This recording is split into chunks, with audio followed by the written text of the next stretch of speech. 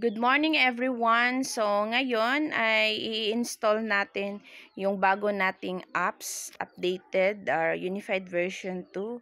So first thing to do, so kailangan i-uninstall mo muna yung version 2 na naka-install dito sa cellphone mo. So uninstall first.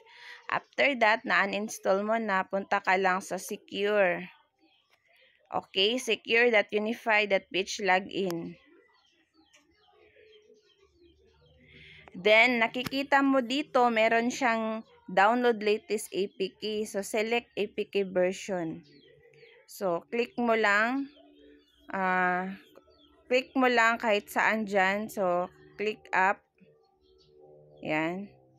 Then, download kasi da-download ko na siya kanina. So, download again.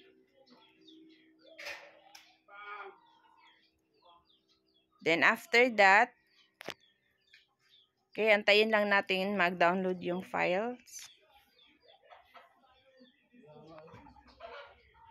So, yan.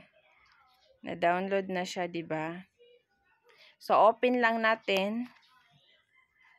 And open browser just once. So, yan. Tagging up.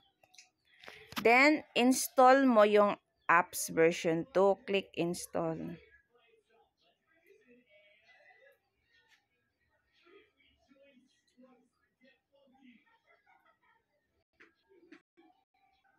Okay, the app is installed. So, open. So, ganyan lang siya kadali, diba? So, para hindi ka malito, kaya, yan. Click while using this app. Para hindi ka malito, uninstall mo muna yung naka-install dyan na unified version 2 yung apps mo. So, login ka na dyan. Okay. Sign in.